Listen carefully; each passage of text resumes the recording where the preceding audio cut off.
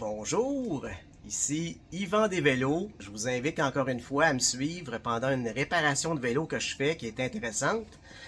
Il s'agit d'une bicyclette des années 80, un rallye. Écoutez, ça me rappelle des souvenirs d'enfance, ça, un peu quand j'ai commencé à travailler avec mon père, quand j'étais un préadolescent. Sans plus tarder, je vais vous montrer cette réparation-là, tous les souvenirs que ça ramène. Super, on commence! Donc, ce client-là, il est rentré avec sa bicyclette, il est rendu dans la cinquantaine, puis c'est le premier vélo qui s'est fait donner par son père, fait que c'est comme une valeur sentimentale, mais en même temps, il veut pas trop investir, hein, parce que c'est une vieille bicyclette, là. Fait que, mais il veut la garder en vie. J'ai déjà coupé des câbles, là, mais regardez ça. C'est original encore, mais écoute, quand on dit qu'on a fait toffer à la corde quelque chose, là, hein, ça c'est un bon exemple. Fait qu'on va échanger ces câbles, évidemment. Ça ici, ces leviers de vitesse-là, dans ces années-là, entre 85 et 90, les Tom Shifter originaux, les meilleurs qui ont jamais été conçus. Les jantes concaves, qui s'en vont un peu comme ça, là, par en dedans, là, comme un U vers l'intérieur, un peu. Puis ça, les jantes concaves, je me rappelle quand j'étais enfant, mon père, il vendait des vélos Mikado dans ce temps-là, puis c'était bien populaire dans la mode du cyclotourisme des années 80. Ces jantes-là, c'était un peu une idée de mon père, là. Il était dans le comité de conception des vélos Mikado, puis c'est eux autres Mikado qui avaient sorti ça en premier, puis tous les fabricants avaient suivi, ils avaient imité ça. C'était des beaux souvenirs pour moi.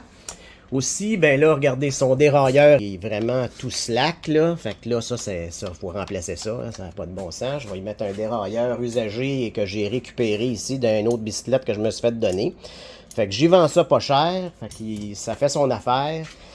Un dérailleur Shimano, pas mal slack, là. J'ai dit au client, l'usure qu'il y a là-dessus, je pense pas que je vais être capable d'obtenir un synchronisme là, des vitesses là, avec les clics dans sa manette, là, ça sera pas assez précis. Il a accepté d'acheter un dérailleur neuf. La chaîne, des maillons qui sont saisis, fait que je vais essayer de dessaisir ça. Je vais essayer de sauvegarder sa chaîne, je suis pas capable, j'en ai des chaînes que j'ai récupérées qui pourraient être compatibles avec ça. Ses freins, c'est encore bon, on laisse ça là. Ici, il y avait une full gain, là, ici, avec les... Mais là, moi, je vais y mettre une portion de câble nu, vous allez voir. La pédale est un petit peu lousse, mais c'est bien correct. Le roulement, c'est tout original, puis c'est même pas lousse, c'est tout correct. On laisse ça de même. Ces pneus ont commencé à avoir des petites micro-craquelures, mais ils sont encore bons. Là. On est quand même en fin de saison, là, fait que je vais laisser ça là. Je vais pouvoir finir l'année avec ces pneus-là, puis on verra l'année prochaine s'il y en a besoin d'autres.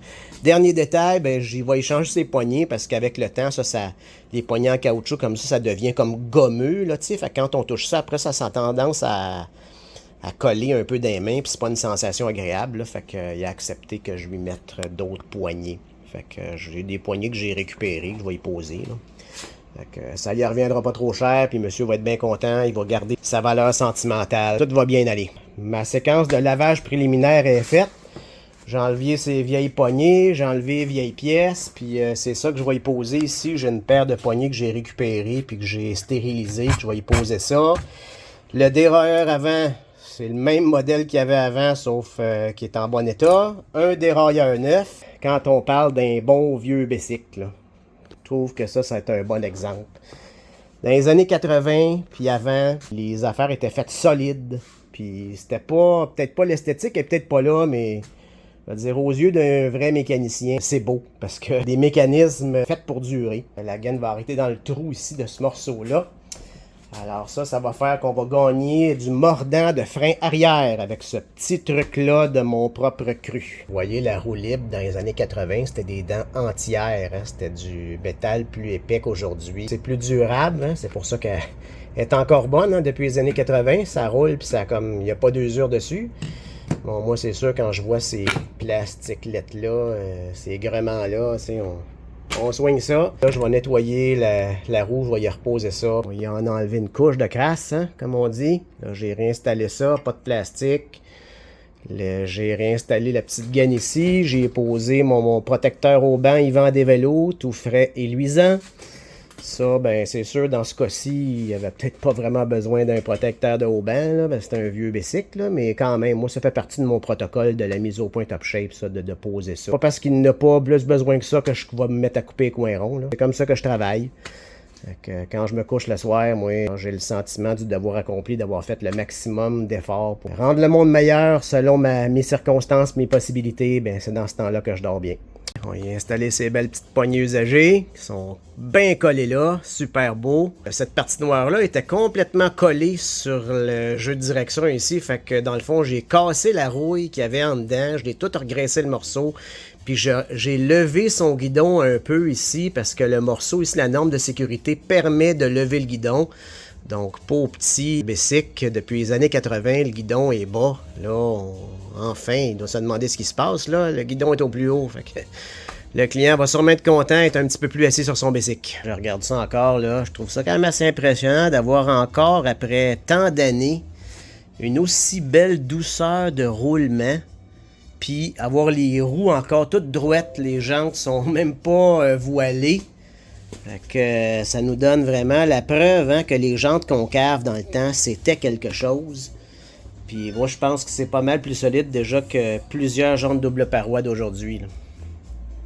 Lui, sur ce bicycle-là, j'y mets mon kit de câblage et puis de gainage le moins cher que moi j'offre en acier. C'est sûr, cette qualité-là, c'est un petit peu plus sujet à la rouille qu'en acier inoxydable, mais c'est moins cher. Mais c'est pas parce que c'est moins cher que je lésine pas sur le graissage là, pour justement éviter que ça rouille prématurément. J'en mets plus de graisse en fait là, pour être sûr que le client il puisse tirer avantage de son bicycle et de mon travail là, vraiment au maximum. Là.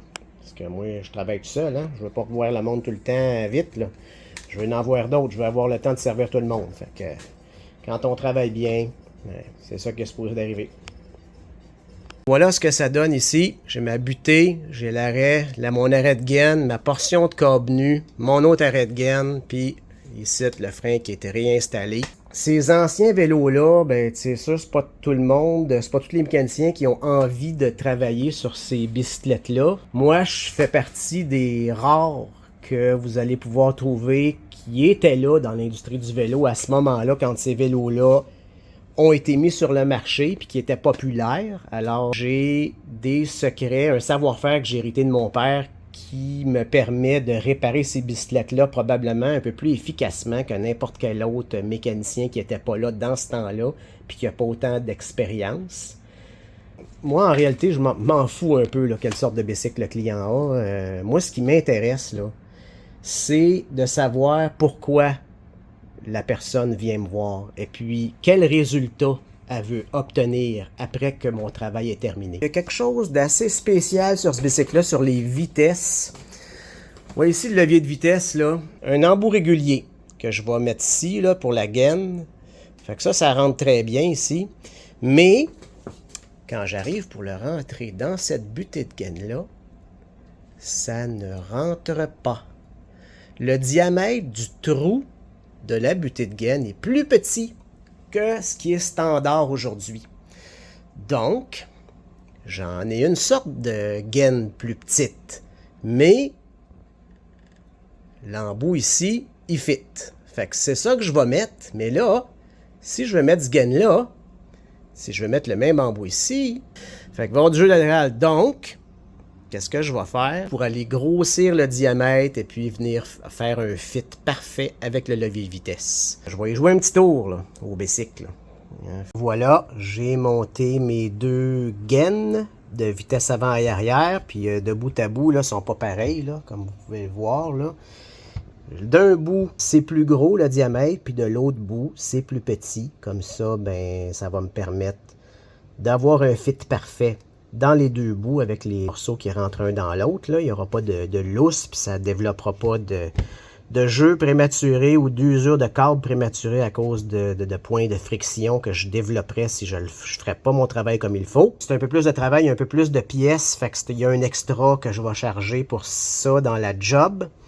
Parce que ça, je pense aussi être le seul à faire des efforts comme ça, là, autant que ça, aussi précis que ça. C'est sûr, quand je fais une estimation, ben, je m'entends tout de suite au départ avec le client. Quand je dis mon prix d'estimation, il y a toujours une petite surenchère, parce que je le sais par expérience.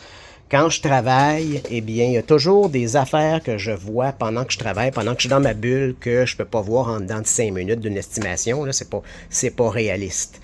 Donc, quand je dis l'estimation, je dis toujours un peu plus, comme ça, au cas que je rencontre des choses dans la réparation, ben, ça m'évite à avoir à l'appeler, puis d'arrêter de travailler, puis que tout le monde attende. Il y a déjà d'accord avec un certain montant, puis dans ce cas-ci, ben, là, mon petit écran que je veux charger, ça dépasse pas encore le montant avec lequel je me suis entendu comme budget pour la réparation. Donc, la réparation va plus vite. Alors voilà, j'ai terminé ma mise au point. Mes dernières pensées sur ce vélo-là, ben, c'est un survivant. Hein? C'est un survivant des années 80, encore en bon état. Il va être encore bon pour plusieurs années, probablement, s'il est encore utilisé de la même façon. Si vous avez une bicyclette tout rouillée, ou tout sale, ou pas belle, ou peu importe, moi, je porte pas de jugement sur mes clients. Je me concentre vraiment sur pourquoi ils ont besoin de moi, puis j'accomplis ma mission. Je suis ici juste pour gagner ma vie, puis j'ai pas peur de me salir les mains. Si vous avez une vieille bicyclette, puis ça vous tente d'investir dessus, la garder en vie, vous pouvez venir me voir, j'ai l'expertise pour faire ça. Je vous remercie beaucoup d'avoir été avec moi pendant cette mise au point top shape d'une bicyclette Raleigh Vintage. Alors, c'est Yvan des vélos. Et peu importe la bicyclette que vous avez, ayez du plaisir avec votre vélo. Puis si jamais il y a de quoi qui marche pas, ben, je suis là. Alors, si vous avez aimé cette vidéo, faites-moi un petit thumbs up. Et puis, on se voit prochainement dans une autre vidéo.